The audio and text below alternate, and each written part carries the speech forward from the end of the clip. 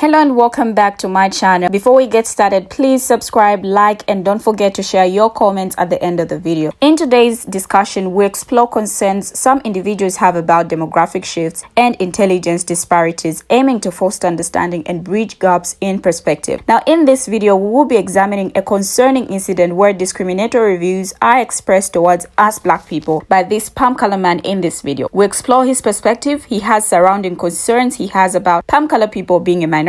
Now, whether he likes it or not, this has already happened. Palm color people are a minority in America, but according to his statement in this video, he just wants a country where palm color people will be a majority and still be superior. Now, he shares some solutions on what he thinks might work in his favor, or rather their favor as palm color people, by using Donald Trump's ideologies. But what is surprising is the answer he gives for indigenous people and African Americans. Now, this video is giving artisanship vibes all the way, but check it out. I will be right back, and when I do, we talk more about this video. So you want to live in a only country?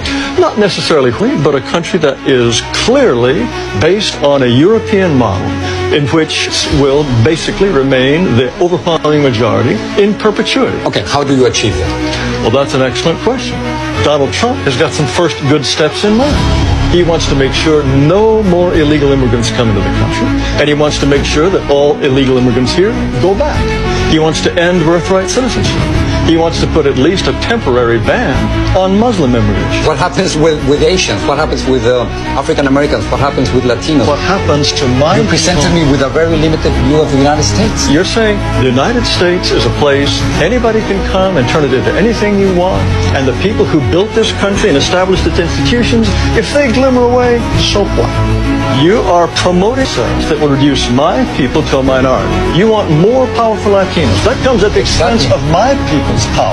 You are 17% of the population, and we only have 3 senators. So therefore, we don't have the political representation that we deserve.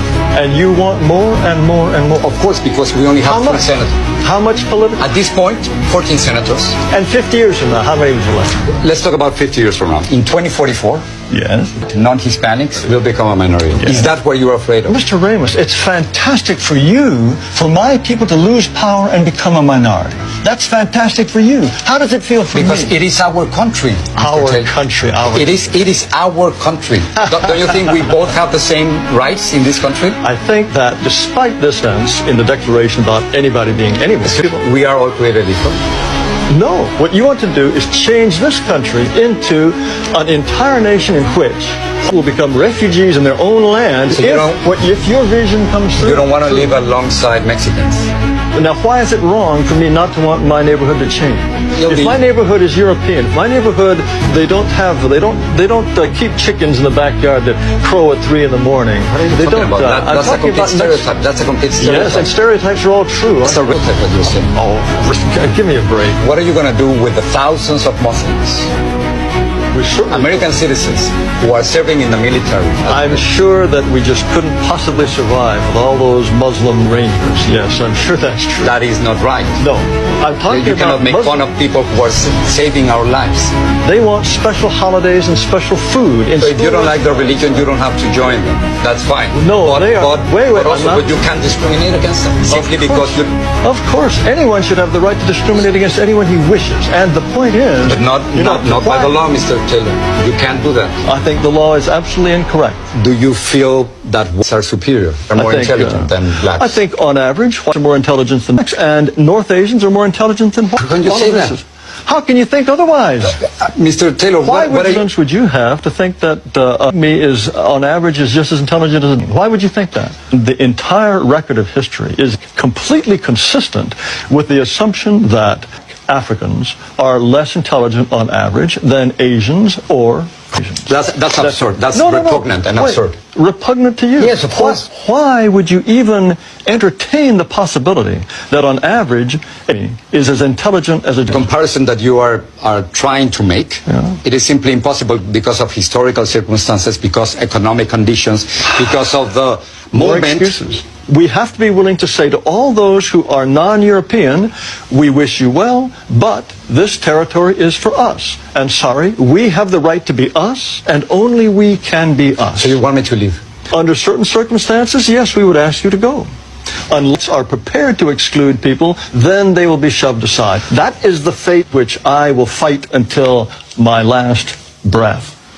Now, palm color fear of demographic change is a powerful psychological force. In August 2008, the Census Bureau released a report that predicted a seismic shift in American demographics. By 2050, minorities would make up more than 50% of the population and become the majority. Now, when Yale psychologist Jennifer Ritson heard about the report on NPR, she remembers thinking this is probably freaking somebody out. By somebody, she meant palm color people. Now, Ritson's studies on interracial interactions had taught her that when people are in the majority, the sense of their race is dormant. But the prospect of being in the minority can suddenly make palm color identity and all the historical privilege that comes with it salient. And she guessed the prospect of losing majority status was likely to make people perhaps unconsciously uneasy, which I feel is the case with this palm color man in this video. In other words, she wondered if palm color people would read the news of a coming minority-majority shift as a threat powerful enough to change their thoughts and behavior. In the years since Ritson has tried to answer this question with a trove of experimental research, what she's found is both unsettling and crucial to understanding politics in the era of President Donald Trump. Now, her research and the research of many other social scientists studying the rise of Trump, Brexit, and other examples of nationalistic backlash around the world points to how the politics of inclusion will be challenged in the days ahead. Perhaps one day social scientists will figure out how to get people of different backgrounds to live among one another and not be afraid. But for now, the perceived threat of demographic change is making palm color people fearful, in turn giving power to politicians who implicitly or explicitly stoke that fear. It's a troubling problem crying out for an answer, and just like this palm color man said in the video, he referred to Donald Trump, who can do that for them. Now, for some palm color people who read about demographic change showed greater preference for their own racial groups, they were more likely to respond to statements like, "I would rather work alongside people of my same ethnic origin," in the affirmative. Now, the paper published in Personality and Social Psychology Bulletin also found that the experiment made palm color participants feel less warm toward members of other races. And he is a correct example for all of this. Now, this effect has been replicated in other labs. For instance, a study led by psychologist H. Robert Orton reported nearly identical findings in both Americans and Canadians. Orton's paper also found that the exposure increased palm color sympathy for other palm color and increased feeling of fear and anger toward minorities. Now, the results suggest that a sense of a zero-sum competition between groups is activated. Greg tells us that when people hear about the rise of one group, they automatically fear it will mean a decline in their own. But to be clear, it's wrong to conclude from these studies that deep down all palm color people harbor extreme hate. Now, the point is that people who think of themselves as not prejudiced and liberal demonstrate these threat effects. You can think of the results like this. Fear of outsiders is a code that can distract some of the people.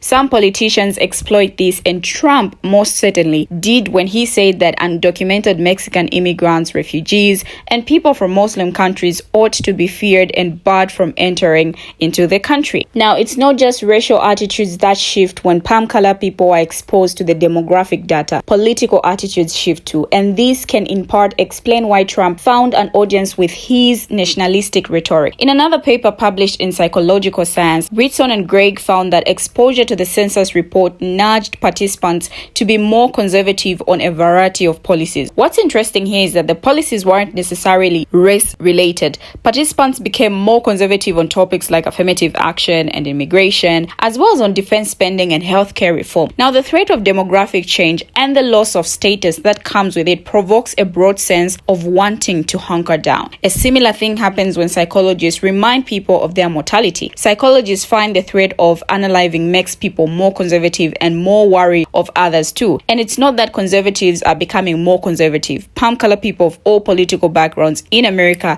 become more conservative in these experiments. But what do you have to say about this video? Share your thoughts in the comment section down below. Thank you for watching, and see you in my next video as I bring you another interesting video.